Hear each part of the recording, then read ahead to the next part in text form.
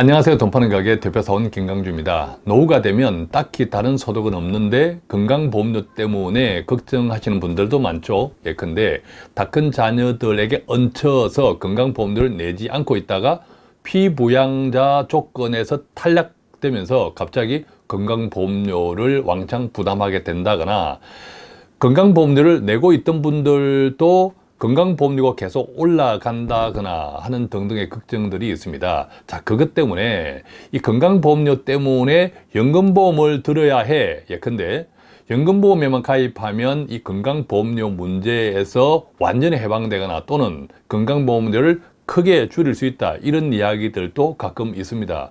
자, 그러다 보니까 건강보험료 때문에 정말 연금보험에 들어야 할까? 자, 이렇게 문의하시는 분들도 많는데요. 그래서 오늘은 과연 연금보험에만 가입하면 건강보험료 걱정이 없어지거나 건강보험료에 대한 부담이 확 줄어들까, 이 이야기를 해보겠는데, 결과적으로는 건강보험료 관련되어서 저에게 많은 질문을 하시는 세 가지 질문을 꼭 집어서 하나씩 말씀해 보도록 하겠습니다. 자, 첫 번째 질문은요, 피부양자 탈락입니다. 연금보험에 가입되어 있는 경우, 그렇지 않은 경우, 이제 그렇지 않는다고 하면 연금보험 외에도 우리가 노후연금이 중요하잖아요. 연금을 만들 수 있는 상품들은 일반적으로 연금계좌, 예컨대 연금저축이라든지 IRP 같은 것들도 있습니다. 자, 그 두 가지를 함께 살펴보면서 피부양자 탈락을 정해 보도록 하겠습니다. 자, 첫 번째 이 피부양자 탈락은 크게 두 가지 기준이 있죠. 첫 번째는 재산 조건이 있고 소득 조건이 있는데, 먼저 재산 조건을 보면 2023년 현재 재산세 과세 표준이 9억 원을 초과하면 아무런 소득이 없더라도 무조건 하고 피부양자에서 탈락된다 라는 거죠. 자, 그런데 9억 원 초과하지 않는 경우, 예컨대 5.4억 원에서 한 9억 원 사이에는 연소득 1천만 원만 초과하면 탈락입니다. 그죠? 자, 그런데 여기서 중요한 것은 이 재산세 과세 표준이라고 하는 것은 당연히 시가도 아니고 그 다음에 공시가도 아닙니다. 재산세 과세 표준은 현재 공시가격의 60% 정도이니까, 우리가 알고 있는 것처럼 시가보다 공시가격이 훨씬 싸고 또 그 공시가격에서 재산세 과세 표준은 한 60% 정도이니까 우리가 알고 있는 시중 가격의 절반도 안 됩니다. 실제 재산세 과세 표준은. 자, 그런 것들을 좀 참고하시면 좋겠습니다. 그래서 이 재산 조건에서는 조금 전에 말씀드린 자, 이런 조건이다. 자, 그 다음에 두 번째 소득 조건 보겠습니다. 소득 조건은 연소득이 2천만 원이 초과하면 무조건 탈락이에요. 자, 그리고 사업자 등록이 있는 경우, 사업자 등록자인데 자, 그때 사업 소득이 조금이라도 있으면 무조건 탈락. 자, 이 같은 재산 조건과 소득 조건은 따로따로이니까 우선 이 부분은 쭉 기억하시고, 자, 이때 중요한 것은 결과적으로 우리가 연금보험이냐 또는 다른 연금 계좌, 예컨대 연금저축이냐 IRP냐 이런 것들을 비교할 때 결국 소득 조건에 해당되겠죠. 자, 소득 조건을 좀 구체적으로 보면요, 첫 번째 금융소득이 있습니다. 이때는 이자, 배당, 특히 이 재건축조합에서 가입하고 재건축조합이 청산될 때 배당금이 나오는 경우도 있어요. 자, 그것도 이 금융소득에 들어갑니다. 이 부분도 기억하시고, 자, 그 다음에 두 번째는 연금소득. 우리가 지금 궁금해 하시는 건 연금소득이죠. 자, 연금소득은 5대 공적연금만 해당합니다. 사적연금은 포함되지 않습니다. 그러니까 연금보험도 포함되지 않고 그 다음에 연금저축이나 IRP도 포함되지 않습니다. 자, 이 부분은 연금보험이나 비연금보험 계좌, 즉 연금저축이나 IRP가 동일하다라는 거죠. 연금소득에는 포함되지 않는다. 즉 피부양자 탈락 조건의 소득 조건에는 포함되지 않는다. 자, 그 다음에 세 번째 근로소득이 있고 네 번째 기타 소득이 있는데, 이 기타 소득도 다양합니다. 사실은 다양한데 예컨대 연금에 국한해서 말씀드리면 연금 계좌에서 연금 목적으로 인출을 한다든지 연금 목적이 아닌 다른 용도로 인출을 한다든지 하는 경우는 이게 다 기타 소득에 들어간다는 것, 이것도 많지는 않지만 좀 참고해 놓으면 좋을 것 같고요. 자, 그래서 이 부분을 정리해 보면 연금보험에 가입하든 또 비연금보험, 연금계좌, 예컨대 연금저축이나 IRP에 가입하든 피부양자 탈락 조건에 영향을 주는 것은 동일하다. 결과적으로 영향이 없다. 자, 이 부분은 기억하시는 게 좋겠죠. 자, 그렇다면 이제 건강보험료를 내가 부담하는 사람이다. 즉 피보험자가 탈락이 됐다. 그러면 건강보험료가 우리가 가입하려고 하는 연금보험이나 또는 연금저축이나 IRP 같은 연금성이지만 내용은 조금 다르죠. 이런 것들은 어떻게 차이가 있을까? 자, 이것을 좀 살펴봐야겠죠. 자, 그러면 이제 구체적으로 건강보험료 산정 대상을 보자라는 거죠. 자, 건강보험료는 세 가지 기준에서 건강보험료를 산정합니다. 예컨대 소득 기준이 있고 재산 기준이 있고 자동차 이 세 가지를 보는데, 자, 지금 말씀드리는 것은 직장에서 급여받는 사람이 아니라 지역가입자입니다. 자, 이 부분 다시 한번 말씀드리고, 지역가입자의 건강보험료 산정 대상은 소득, 재산, 자동차를 본다는 거죠. 하나씩 보면요. 자, 우리는 지금 연금보험이냐, 연금보험이 아니고 또 연금저축이나 IRP 이것을 지금 비교하고 있습니다. 자, 그렇기 때문에 소득 기준에 적용이 되겠죠. 소득 기준을 보면 100% 적용이 되는 것은 내가 받는 소득에서 이자, 배당, 사업, 기타 소득은 100% 소득 전체를 봐요. 소득 전체를 보고 근로소득이나 연금소득은 30%만 반영합니다. 내가 얻는 근로소득, 그 다음에 연금소득에서는 합산해서 그것을 100으로 본다면 그 가운데 30%만 반영한다. 자, 이때 보면 결과적으로 연금소득도 건강보험료를 산정할 때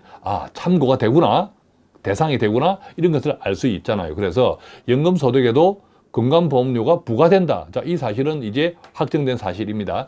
자, 그 다음에 재산은 오늘 논제에 해당되는 건 아니지만 참고로 토지, 주택, 건축물, 선박, 항공기, 전월세 같은 경우는 30%만 반영된다. 자, 자동차는 이게 조금 현실적이지는 않습니다. 왜냐하면 사용 연수가 9년 미만, 그 다음에 엔더 4천만 원 이상이거나 지금 현재 시가가, 그 다음에 배기량 1600cc 초과, 이것을 동시 만족해야 되는데 별로 해당되는 자동차는 흔치 않습니다.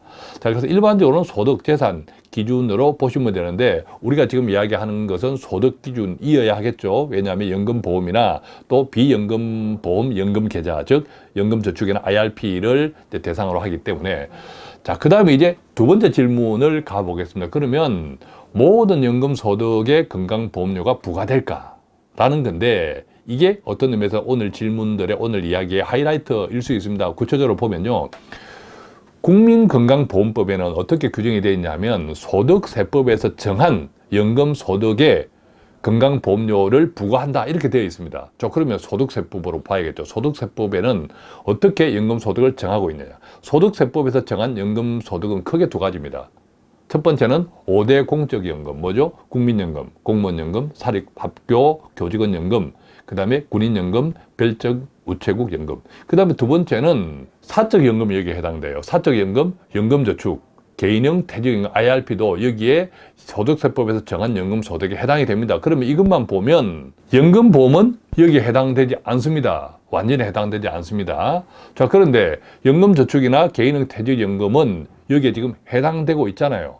그런데 실질적으로는 매년 1월 달에 지난해 기준, 매년 1월 달 되면 지난해 5대 공적연금 지급기관에서 건강보험관리공단으로 해당 내용을 이관해 줍니다. 자, 여기에는 연금저축이나 개인형 퇴직연금, IRP 그 자료는 이관 없습니다.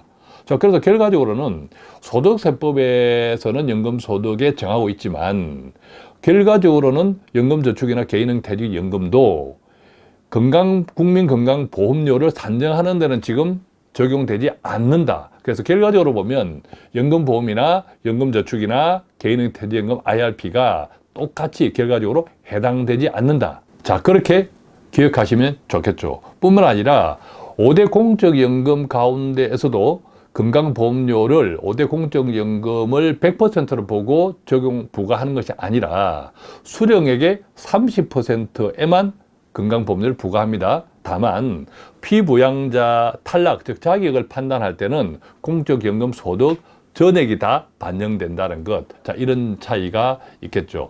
자, 세 번째 질문입니다. 세 번째 질문은, 자, 이것도 굉장히 중요한데, 그래서 결과적으로 건강보험료 때문에 연금보험 들어야 하나? 이게 오늘 제목의 하이라이트, 결론입니다. 건강보험료 때문에 연금보험 들어야 하나? 자, 지금까지 내용을 한번 정리해 보면요. 비과세 연금보험, 우리가 연금보험은 비과세 때문에 가입하잖아요. 비과세 연금보험은 일단 소득에서 제외된다. 지금까지 쭉 설명드렸죠. 뿐만 아니라 건강보험 피부양자의 탈락 기준 조건을 따질 때 피부양자의 소득이나 여기에서도 해당되지 않는다. 그 다음에 건강보험료에 부과하는 소득에도 해당되지 않는다. 자, 그렇기 때문에 연금보험만 가입하면 건강보험료 부담을 완전히 없애거나 크게 줄일 수 있다. 자, 이런 이야기를 하는 거죠. 근데 여기에 저는 한 3가지 정도를 생각해 보시라라고 말씀드리고 싶습니다. 첫 번째는 특히 노후에는 황금성이 매우 중요합니다. 갈수록 노후가 길어지고 또 병원이라든지 의료 기술이 많이 또 발전하고 등등 하기 때문에 노후에는 언제든지 내가 필요하면 목돈 인출할 수 있는 이 황금성이 매우 중요해지고 있는 시대인 거죠. 자, 그런데 연금보험 같은 경우에는 연금이 개시되면 절대 인출이 불가능합니다. 중도 인출이 불가능한 거죠. 이제 그런 한계가 좀 있고, 두 번째는 우리가 연금보험이든 연금저축이든 IRP를 가입하는 목적이 무엇입니까? 물론 연금 때문에 가입하지만 내가 투자하는 원금 이상으로 수익도 기대하잖아요. 그런데 여러분들 한번 적용해 보면 우리가 가입한 연금보험이 기대만큼의 수익이 생기지 않는 경우가 많습니다. 그죠? 자, 실제 그렇죠. 자, 그렇기 때문에 이 노후로 갈수록 연금이라고 하는 것은 돈 가치가 매우 중요합니다. 왜냐하면 노후의 연금은 예컨대 65세, 70세부터 받는다 하더라도 그때부터 20년, 30년을 받을 수 있잖아요. 그러면 돈 가치가 자, 지금부터 따질 때 가입하는 시점 지금부터 따질 때 몇십 년 뒤에 이 돈 가치를 생각할 때 수익이 기대만큼 즉 최소 체감 물가 상승률만큼 그 이상 발생하지 않으면 매우 돈 가치가 적어진다는 거죠. 그래서 나중에 연금을 받아도 이게 연금인가 싶을 정도로 굉장히 현실적으로 소용되지 않는 경우가 많다라는 거죠. 자, 이때 체감 물가 상승은 뭐죠? 예컨대 우리가 소비자 물가가 1%라고 하면 체감 물가는 한 두세 배, 한 3% 정도로 봐야 되고요. 최근처럼 물가가 올라서 뭐 소비자 물가가 3%, 5%다 하면 체감 물가는 한 10% 우리가 지금 느끼고 있지 않습니까? 시내 밥값 만 원 줘야 됩니다. 정신값, 그죠? 그런 것처럼 체감 물가 상승 정도는 그 이상은 수익을 얻어야 된다. 자, 그랬을 때 내가 가입한 상품들이 그게 연금보험이 되든 비연금보험, 연금 계좌가 되든 그 이상이 기대할 수 있는지도 좀 보셔야겠죠. 관련해서 저한테 많은 질문을 항상 주시는 것이 달리 보정 예컨대 뭐 보험료 납입하는 기간 동안에 5%, 6% 이것을 보장해 준다. 그 다음에 연금이 개시된 때로부터는 확정된 돈을 평생 준다. 자, 이런 상품들을 자꾸 이제 문의를 하시는데 그 부분도 한번 따져보십시오. 근데 따지기가 힘들어요. 이게 계산이 복잡해서 아마 되게 다 큰 자녀들한테 아마 좀 계산을 해봐라. 좀 분석을 해보자 라고 하면 계산을 할 수는 있을 건데 간단하게는 안 나와요. 자, 예컨대 뭐냐 하면 납입 기간 동안에는 뭐 5%, 6% 불려준다 하더라도 이 상품들의 공통점이 연금을 지급하는 동안에는 1도 안 불어납니다. 예컨대 매달 30만 원, 50만 원을 했다면 이게 평생 50만 원, 30만 원이라는 거죠. 그러니까 연금 지급 기간 동안에는 돈이 1도 안 불어나요. 그랬을 때 우리가 내가 가입한 상품의 전체 이율은 어떻게 되냐 하면 납입 기간 플러스 연금 지급 기간 전체를 따졌을 때 수익률을 봐야 되는 거죠. 이 부분은 한번 냉정히 따져보고 판단하고 가입을 선택하시는 것이 좋다. 왜냐하면 보험회사는 팔아야 되기 때문에 절대 이런 이야기까지 안 합니다. 안 하니까 해주지 않는 이야기는 내가 미루어 짐작해서 스스로 한번 따져봐야 된다는 거죠. 그래서 물론 이 비과세 연금보험도 자신의 행편에 따라서 가입할 필요가 있는 분들도 있을 것이고 뭐 그 선택은 자유지만 우리가 좀 내 재정과 또 이런 상품에 대한 어떤 것들을 좀 분석해 봐야 된다. 이런 것들은 가지고 있어야 된다. 자, 그럼 반대로 비보험 연금 계좌, 즉 연금보험 외에도 절세의 연금 계좌들이 있지 않습니까? 앞서 말씀드린 연금저축 또 IRP 같은 것들입니다. 자, 이런 것들은 그러면 건강보험료와 어떤 관계가 있냐? 자, 이것도 한번 생각해 봐야겠죠. 첫 번째는 어쨌든 이런 보험도 우리가 지금까지 쭉 본 것처럼 건강보험 피부양자 탈락 기준에 대상되는 소득이 아니고 그 다음에 건강보험료를 부과할 때, 즉 건강보험료 산정할 때 대상이 되는 소득도 아니다. 그 점은 동일합니다. 자, 그랬을 때 이 연금보험 외에 절세형 연금 계좌는 어떤 효과가 있는지 한번 보도록 하겠습니다. 우선 결론적으로는 절세는 탁월합니다. 절세, 탁월. 자, 절세 효과 불러서 대부분 장기 투자 하잖아요. 이 장기 투자 수익성도 일반 연금 보험보다 조금 플러스 알파 기대할 수 있겠고, 그 다음에 이런 상품들의 특징은 노후에도 인출을 할 수 있습니다. 즉 목돈이 필요할 때는 언제든 인출을 할 수 있는 이런 황금성도 갖추고 있다라는 거죠. 그래서 피부양자 탈락 기준이나 근보료 대상 소득에서 제외되고 보다 높은 기대 수익률을 가질 수 있고 황금성까지 갖추고 있다. 절세 효과는 말할 것도 없다. 자, 그런 것들을 좀 먼저 기억하시는 게 좋고, 자, 투자라고 하면 보통 이제 경기를 일으키시는 분들도 많은데, 살아온 날들을 뒤돌아보면 최근에 코로나, 또 글로벌 금융위기, 뭐 숱한, 또 한국 같으면 IMF 있었지만 5년, 10년 돌아보면 그새 다 회복되잖아요. 그래서 장기 투자, 그 다음에 꾸준한 투자가 매우 중요하다. 그랬을 때는 무조건 하고 계속 내 돈은 불어나 있더라. 자, 이것을 좀 믿으시는 게 좋습니다. 그러면 상당히 마음이 편안해지고 매달 따박따박 하는 투자거든요. 연금저축이든 IRP든. 자, 그랬을 때 기간이 최소 5년 이상 지나고 10년 이상 지나면 지금까지의 결과를 보면 손해나는 경우는 거의 없고 오히려 이익은 계속 커지더라. 예컨대 가장 대표적으로 우리가 주식형 상품 가운데 가장 표준으로 보는 것이 미국 S&P 500 지수를 추종하는 ETF 같은 것들이잖아요. 자, 그런 것들은 매년 연평균 7 내지 8%씩 꾸준히 계속 성장을 하거든요. 자, 그때의 조건은 무엇입니까? 최소 5년 이상 매달 따박따박. 자, 그런 조건만 잘 갖추고 인내한다면 충분히 괜찮다. 자, 그래서 투자에 경기 있는 분들은 자, 그런 부분을 좀 생각해 보시면 좋겠고, 그 다음에 가입자가 연금 계좌에 저축하는 돈은 연금저축과 IRP를 합산해서 연간 1,800만 원 한도까지입니다. 그 이상 못합니다. 그리고 소득자라면 지금 이제 돈을 벌고 있는 사람은 내가 낸 연금 계좌에서 매년 연간 최대 900만 원까지를 세액 공제를 받을 수 있습니다. 자, 이때 900만 원 전체를 세액 공제 받는다는 뜻은 아니고요. 연간 소득을 기준으로 일정 비율만큼만 세액 공제 받는다. 자, 그 부분은 따로 공부해 보시고, 자, 그랬을 때 총액 기준으로는 연금저축은 600만 원 연간, 그 다음에 IRP를 포함할 때 900만 원까지, 자, 그것을 가지고 일정 비율만큼 세액 공제를 받는다. 자, 이 부분 기억하시고, 또 어쨌든 내가 납입하는 기간 동안에 절세 효과가 있다라는 거죠. 우리가 연금보험은 납입하는 기간 동안은 절세 효과가 없죠. 그래서 나중에 비과세를 주는데 결과적으로는 이제 수익률의 차이, 그것을 잘 따져보셔야 된다는 거죠.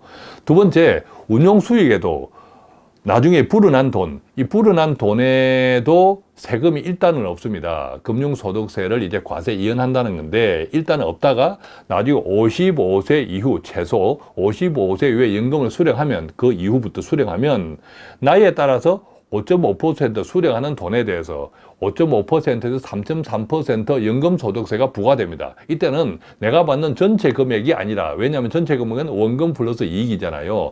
그 가운데서 이익 부분에, 이자 부분에 대해서만 이렇게 적용된다. 그러니까 아주 소액으로 적용된다. 이렇게 참고하시고, 그 다음에 세액공제를 받지 않는 경우도 있어요. 저도 지금 현재 세액공제를 받지 않거든요. 일부러.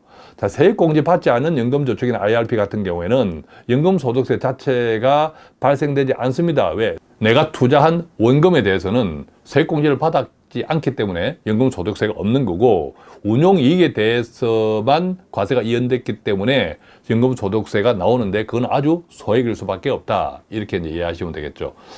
다만 나중에 이제 노후연금을 받을 때 연금저축이나 IRP 이걸 합산해서 연간 1,200만 원이 초과되면 종합소득세에 합산은 됩니다. 초과되는 게 월 100만 원이죠. 이것도 내년에는 2024년에는 연간 1,500 이상 올라간다. 자, 이런 이야기도 있는데 거의 확정된 것 같아요. 왜냐하면 계속 돈 가치가 떨어지니까 이것도 계속 올라가겠죠, 앞으로도.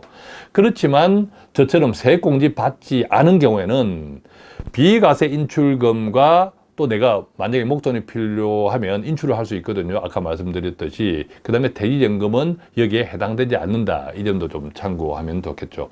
자, 관련해서 퇴직금, 이제 퇴직하시는 분들, 예컨대 명예퇴직도 가능합니다. 이 퇴직금을 연금으로 받으면 건강보험료 줄일 수 있나? 당연히 줄일 수 있습니다. 한 두 가지로 나누어서 설명을 드리겠는데, 만약에 퇴직금을 연금으로 받지 않고 내가 일시금으로 받아서 사용한다 하는 경우에는 우선 퇴직소득세를 납부하잖아요. 퇴직소득세가 대체로 뭐 한 20%에서 30% 됩니다. 내가 받는 퇴직금에. 그 다음에 나머지 돈으로 금융상품, 예컨대 예금 적금을 가입한다 등등 해서 운용한다 하면 또 금융소득세 15.4% 내잖아요. 또 이자와 배당 소득의 경우 그 돈이 많으면 연간 1,000만 원 초과가 되면 건강보험료도 부과될 수 있잖아요. 자, 그래서 퇴직금을 일시금으로 수령하는 경우는 많이 불리합니다. 특히 퇴직금을 일시금으로 수령하지 않고 IRP로 받아서 연금으로 받을 때와 비교하면 엄청나게 불리해요. 자, 그러면 이제 이 퇴직금을 직접 수령해서 쓰지 않고 IRP로 이체한 다음에 55세 이후부터 연금으로 수령하면 어떻게 되냐? 앞서 연금저축이나 다른 일반 IRP하고 동일해요. 우선은 퇴직소득세가 30%, 40%가 감면이 됩니다. 소득세가. 내가 내었어야 될 소득세에서 30, 40% 감면되는데, 구체적으로 보면 연금을 받을 때 수령 시 퇴직소득세율의 70%를 연금소득세로 부과합니다. 예컨대 내가 퇴직소득세가 원래 뭐 100이었다면 그 가운데 30% 까주고 70%만 연금소득세로 분할해서 낸다는 거죠. 그 다음에 연금이 시작되고 10년이 지나면 그마저도 10% 까줍니다. 그래서 원래 냈어야 될 퇴직소득세에서 60%를 내가 연금을 받을 때 분할해서 조금씩 낸다. 자, 이렇게 이해하시면 되겠고요. 그 다음에 IRP를 이제 운용을 하면 거기서 또 운용이익이 생기잖아요. 이자, 운용이익. 그래서 IRP에서 금융상품을 운용할 때 이 금융소득세가 앞서 말씀드린 것처럼 같이 이연이 돼요. 바로 부과가 되지 않고. 그래서 연금 받을 때 55세 이후 연금 수령 시 그때 이 운용이익에 대한 금융소득세가 이연돼서 그때 연금소득세로 부과되는데 크지 않겠죠. 당연히 운용이익에 대한 세금이니까. 그래서 구체적으로 보면 55세에서 69세 사이는 5.5, 70세에서 79세는 4.4, 80세 이상은 3.3%로 받는다. 이렇게 이해하시면 좋겠습니다. 물론 오늘 쭉 설명드린 것이 간단하진 않습니다. 그렇지만 공부하고 또 공부하면 그게 전부 내 돈입니다. 그죠? 그래서 제 결론은 이렇습니다. 노후에는 무조건 내 돈을 많이 불리는 것이 장땡이. 그 다음에 노후에는 내 목돈을 어떤 경우, 필요한 경우 인출할 수 있는 것이 좋다. 자, 이런 것이 우선. 자, 이것을 꼭 기억하시면 좋겠습니다. 그래서 건강보험료 때문에 연금보험 든다고요. 뭐 연금보험 들어야 될 필요가 있는 분들, 또 그렇게 생각하시는 분들은 뭐 가입하시면 되고, 그렇지만 제 생각에는 1순위는 연금보험이 아니라 비보험 연금계좌. 예컨대 우리가 돈이라는 것이 한정이 있잖아요. 그죠? 무한대로 나한테 있는 게 아니야. 그랬을 때 제일 먼저 고려해야 되는 것은 은퇴연금을 위해서 비보험 연금계좌, 예컨대 연금저축이나 IRP가 저는 1순위라고 생각하고, 그 다음에 추가적인 여력이 있을 때 비과세 연금보험에 그만큼 그 정도에서 관심을 가지는 것이 좋지 않을까라고 생각합니다. 자, 오늘 이렇게 건강보험료 때문에 연금보험 든다고요? 자, 이런 질문을 3가지 질문으로 구체적으로 잘라서 함께 좀 공부해 보았는데, 노후연금을 준비하면서 건강보험료 때문에 함께 걱정이 있으신 분들은 조금이라도 도움이 되었으면 좋겠습니다. 고맙습니다.